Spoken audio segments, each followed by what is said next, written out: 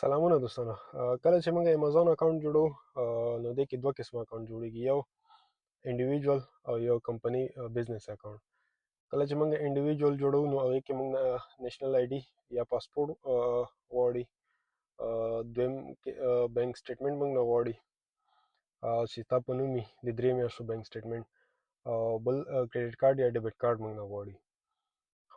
او کله چې موږ بزنس اکاونټ جوړو نو بزنس اکاونټ کې بزنس کوم رجسټریشن ډاکومنټ دی هغه غواړي، بینک سټیټمنټ غواړي کمپنی په نوم باندې، او ډایرکټر آی ډي چې چا کمپنی جوړه کړي د هغه د چا په نوم کمپنی نو د هغه آی ډي غواړي، ډیبټ کارت یا کریډټ کارت غواړي، او کله کله د یوټیلیټي بل لکه د اوبو د ګیس یا د کوم بل بل هغه بل باندې چې هماغه سیم اډرس وي هغه غواړي.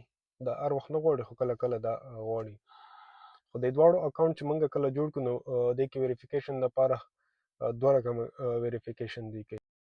چا نه دوی د سیلفي ویریفیکیشن غواړي چې موبایل کې خپل سیلفي وکړي او هغوی بیا ویریفای کوي، او چاته هغوی ویډیو کال ویریفیکیشن کوي. ویډیو کال ویریفیکیشن کې هغه تا ته ډیټ او ټایم درکړي چې دې کې ته خوښ کا، نو هغه به ځان ته سلیکټ کړي، بیا په هماغه ډیټ باندې هغه ټایم کې تا ته یو ایمیل راسي، هغه ایمیل چې تا ته راغی هغې باندې کلک کړي، یو ویډیو کانفرنس غوندې جوړ شي، اخوا تا ته د امېزون یو کس وي نو هغه تا نه ویریفیکیشن دی کوي په ویډیو کال باندې، او چې کومه آی ډي تا په اکاونټ کې ورکړې هغه آی ډي درنه ګوري په ویډیو کال باندې، او څه پوښتنې درنه لري، هغې نه بعد به تا اکاونټ خپله اکټیو سي او په هغې به پروډکټ ولګوي، بیا به خرڅول پکې کولی شي.